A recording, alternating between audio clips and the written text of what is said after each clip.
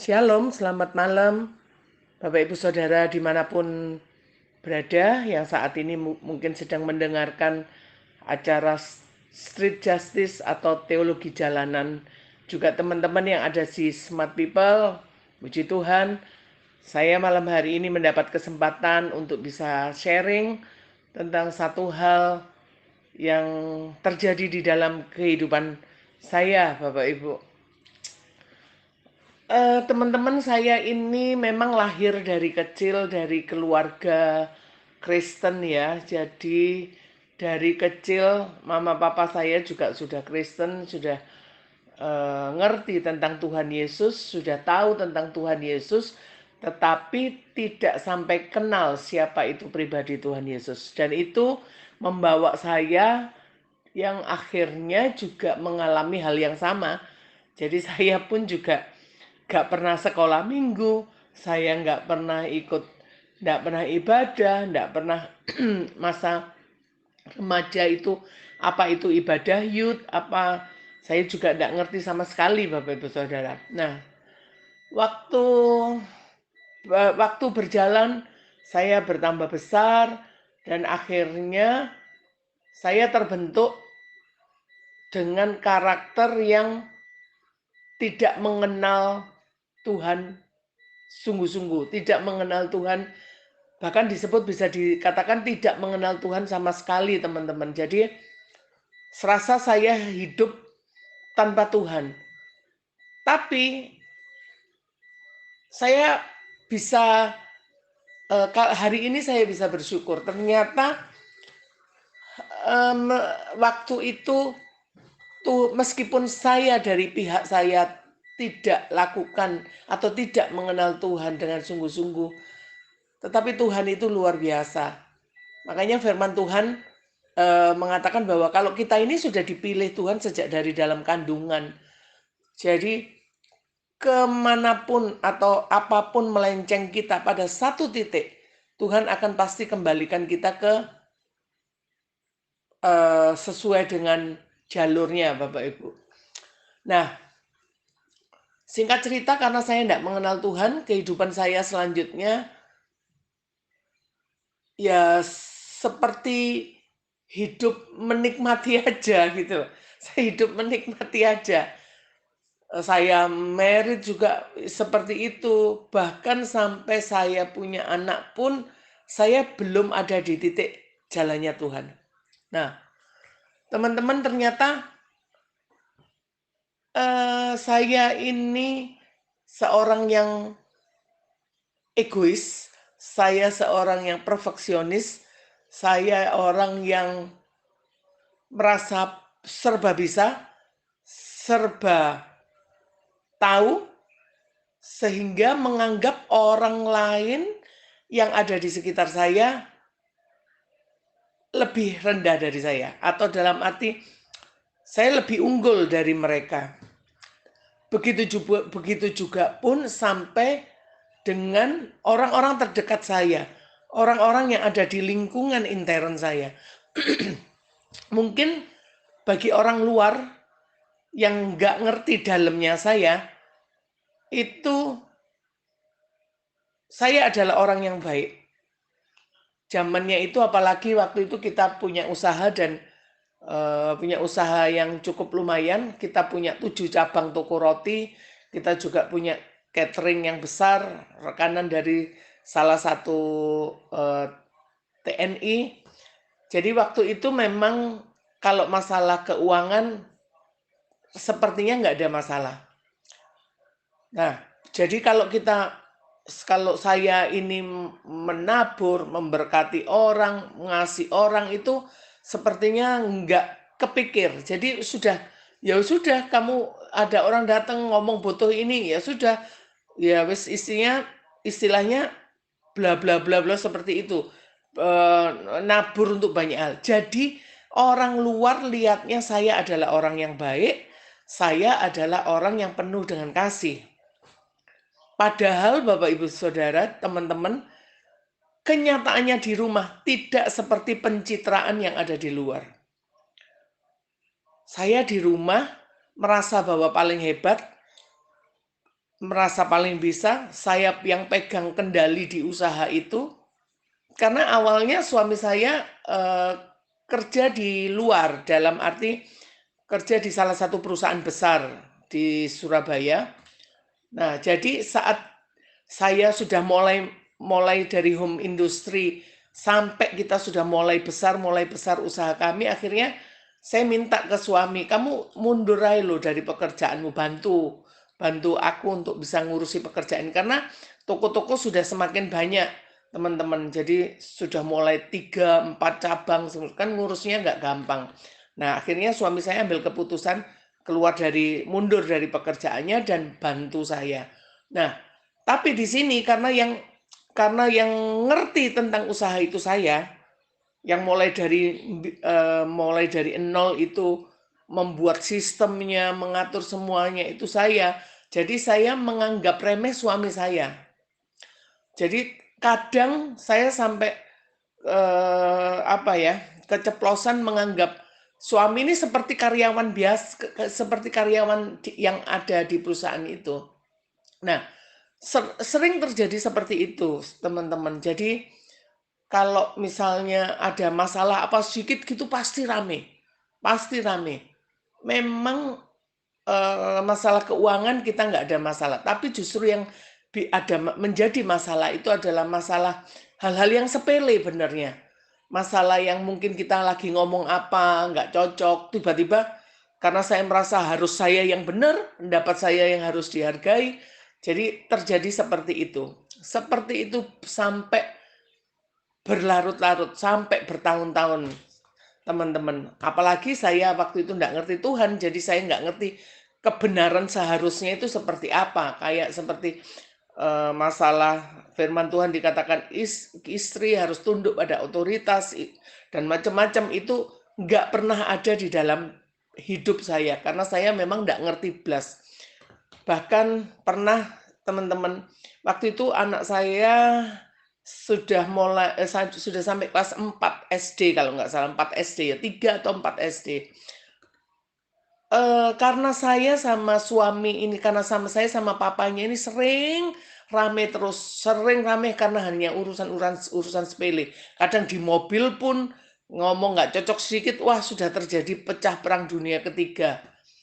Nah, sampai waktu itu ada satu sesi di mana saya pas rame sama suami, mungkin karena anak ini sudah boring, sudah capek lihat mama papanya kok tiap hari rame terus kayak gini. Akhirnya waktu itu dia diam-diam bisa pergi dari rumah. Nah, waktu kita baru sadar setelah kita sudah mulai down, mulai turun, kita baru sadar loh. Karena anak kami kan cuma satu. Kita baru sadar loh, Aldi kemana?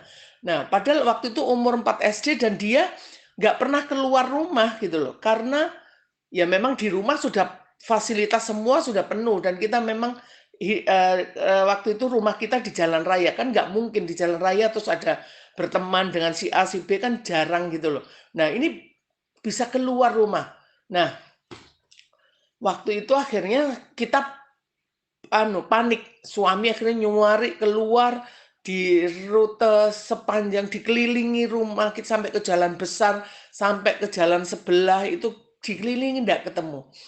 Ternyata agak siangnya gitu tiba-tiba diantarkan kakaknya suami yang waktu itu kos di depannya rumah kita, ya meskipun agak jauh. Tiba-tiba anak saya diantarkan pulang ke rumah. Baru kita tahu, ternyata kita tanyai, "Kenapa kamu kok bisa kayak gitu, Nak?" Iya, ngomong jawabnya itu sambil nangis loh, teman-teman. Bayangin, waktu itu sebenarnya hati saya juga, "Aduh, ampuni Tuhan." Mungkin kalau saya kenal Tuhan, mungkin saya bilang, "Aduh Tuhan, ampuni ya, kok bisa aku kayak gini." Jadi dia nangis, "Iya, mama sama papa kok tengkar terus." Bayangin, teman-teman, kalau kita orang tua terus dengar omongan anak seperti itu, kayak gimana rasanya hati kita. Nah, tapi setelah peristiwa itu nggak berhenti sampai di situ loh, teman-teman. Terus dengan adanya itu terus saya bertobat, terus saya jadi enggak gitu loh. Jadi masih terjadi cerita yang sama, meskipun mungkin nggak sesering yang lalu gitu loh ya, tapi masih terjadi hal yang sama. Karena baru hari ini saya bisa ngomong, dengan kekuatan sendiri kita nggak bakal bisa berubah. Saya ini saksi hidup dari karakter saya yang lama, dari manusia saya yang lama. Nah, singkat cerita, sampai satu proses di titik, mungkin bagi Tuhan mikirnya gini, arek ini loh, tak biarno terus kok, terus kehidupannya kayak gitu. Nggak semakin belajar mendekat ke aku kok malah semakin gak karu-karuan. Nah, di situ kembali lagi, kalau kita sudah dipilih Tuhan dari sejak dalam kandungan, melenceng kemanapun Tuhan pasti akan bawa kita kembali ke jalurnya.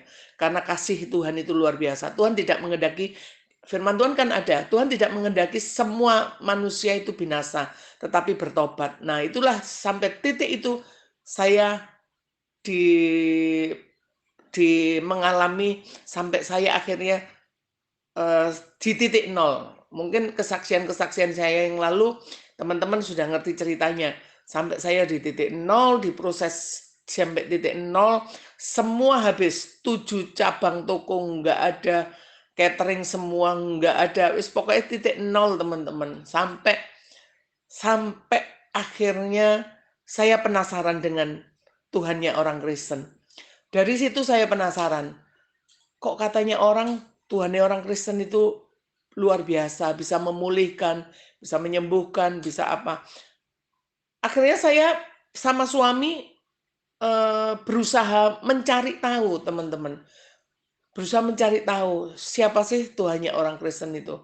Sampai akhirnya saya berusaha ikut diajak teman di satu komunitas, yaitu kami masuk ke komunitas pendoa, yaitu pasukan doa. Di situ awalnya pun juga saya juga heran gitu loh. Kok ternyata sampai di titik itu gitu loh. Semua duduk menyanyi, nyembah, kok tiba-tiba bisa nangis, bisa berbahasa roh gitu. Waktu itu saya mikir, iki apa sih, ngomong apa sih, saya waktu itu ya berpikir seperti itu. Tapi Tuhan itu luar biasa.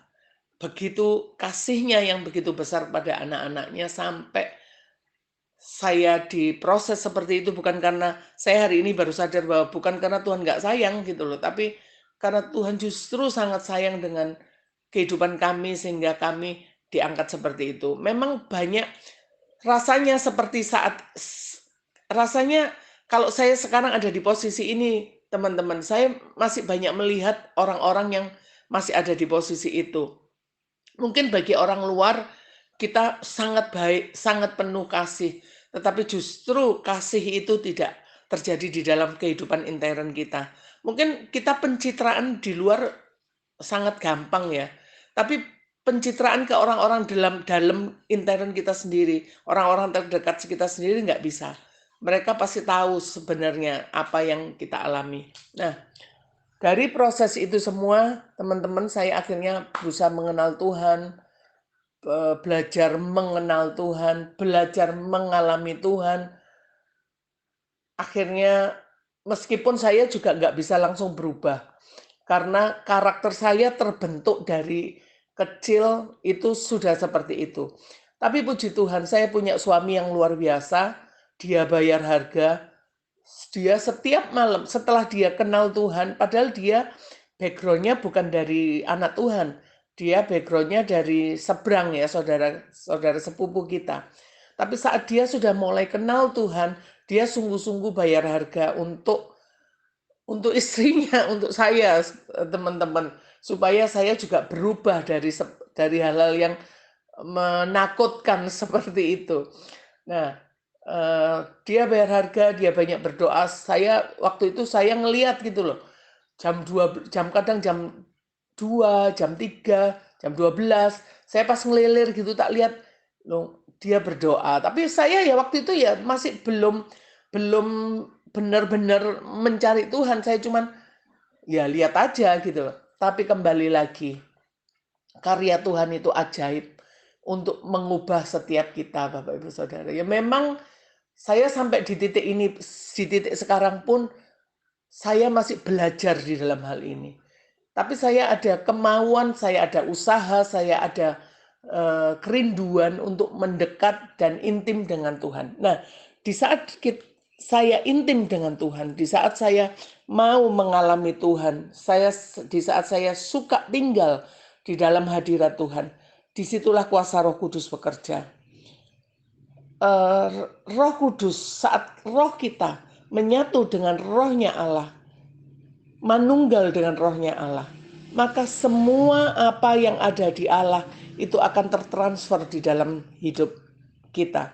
Itu yang saya alami, teman-teman. Jadi saat saya mulai belajar mendekat, saya mulai belajar untuk suka tinggal di dalam hadiratnya, di situ kuasa Roh Kudus bekerja dahsyat. Tanpa saya sadari, saya sampai berpikir kayak gini, loh kok bisa ya saya berubah? Saya yang dulu seperti itu, waduh kalau lihat dulu saya perfeksionis banget teman-teman. Saya nggak bisa untuk, standar saya sangat detail. Kalau saya bisa, kamu juga harus bisa. Kalau saya bisa menyelesaikan dalam waktu 5 menit, kamu pun juga harus bisa menyelesaikan 5 menit. Kalau enggak, mungkin sudah dari A sampai Z ngomelnya. Saya sampai heran kok tiba-tiba saya bisa sabar, saya bisa memahami, saya bisa mengerti kondisi orang-orang yang, kelemahan orang-orang yang ada di sekitar saya, terutama orang-orang terdekat saya. Dulu saya nggak telaten banget. Memang saya sama suami ini beda karakter teman-teman. Saya orangnya ngegaspol, sedangkan suami orangnya ngerempol gitu loh. Jadi kalau dipikir secara manusia sebenarnya itu merupakan satu hal yang memungkinkan kami selalu rame itu ya di situ. Tapi sejak Roh Kudus menjamah saya, sejak Roh Kudus mulai mengubah hidup saya, semua sepertinya diatur Tuhan sedemikian rupa. Saya bisa memahami kelemahannya dia, saya bisa mengerti apa masalahnya dia, apa yang dia mau. Ya meskipun jujur sampai hari ini pun saya harus masih belajar banyak tentang hal ini. Karena memang nggak mudah ya teman-teman. Firman Tuhan kan mengatakan roh kita penurut tapi daging kita lemah. Nah daging ini loh yang kadang perlu dipangkas habis. Nah, dengan berjalannya waktu, proses demi proses berjalan, sampai akhirnya saya bisa merasa bahwa saya perlu dia, saya perlu menghormati dia, saya perlu tunduk dengan otoritas, saya perlu menyatukan visi untuk mengerjakan semua agenda besar yang Tuhan sudah percayakan di dalam kehidupan kami. Jadi seperti itu teman-teman, yang saya alami di dalam kehidupan saya, meskipun sampai di titik hari ini pun saya juga masih harus terus belajar, harus terus belajar. Karena memang nggak mudah. Ya, karena mungkin teman-teman kalau lihat saya sama suami saya sudah ngelihat gitu loh. Saya mungkin sudah jalan 5 langkah, mungkin suami saya ini 2 langkah gitu. Tapi justru saya butuh dia. Karena saya orangnya pendobrak, saya ngegaspol. Sedangkan saya kalau kebablasan, saya sudah nggak bisa mikir. Sedangkan suami saya, dia bagian ngerem dan dia bagian yang menghandle belakangnya. Kalau ada sesuatu yang nggak beres gitu, akhirnya lupa ya apa Pak. Nah ini tugasnya suami saya. Jadi saya bersyukur teman-teman, saya sangat bersyukur, ternyata Tuhan itu luar biasa. Tuhan menciptakan kita untuk menjadi suami istri, menyatukan kita sebagai suami istri itu ternyata nggak awur-awuran. Meskipun berangkatnya dari karakter yang berbeda-beda. Tapi di sini saya merasakan bahwa dia adalah pelengkap dalam hidup saya. Dia yang selalu support saya, sehingga kami bisa berjalan bersama-sama untuk menyelesaikan agenda Tuhan sampai di titik ini. Jadi itu teman-teman, teologi jalanan di dalam kehidupan saya yang amburadul, yang sepertinya saya nggak mungkin ada di titik. Kalau saya lihat flashback ke belakang, aduh rasanya nggak mungkin. Nggak mungkin kok Tuhan bisa percayakan seperti ini. Tapi lewat semua proses itu, lewat proses keluarga, lewat proses usaha, saya dibentuk dari titik nol sehingga pelan-pelan saya dibentuk untuk menjadi perabot mulia yang akan dipakai Tuhan untuk pekerjaan yang mulia. Jadi itu teman-teman sedikit kesaksian dari kehidupan saya. Jangan dicontoh yang nggak benar, tapi ambil yang sesuatu yang luar biasa, yaitu karya Tuhan untuk mengubah kehidupan kita saat kita benar-benar berserah kepada Roh Kudus, dan di situ Roh Kudus akan bekerja luar biasa. Mungkin itu yang bisa saya saksikan teman-teman. Terima kasih banyak atas kesempatan yang sudah diberikan kepada saya. Semoga apa yang saya ceritakan bisa menjadi berkat. Terima kasih banyak. Tuhan Yesus memberkati. God bless you all. Thank you.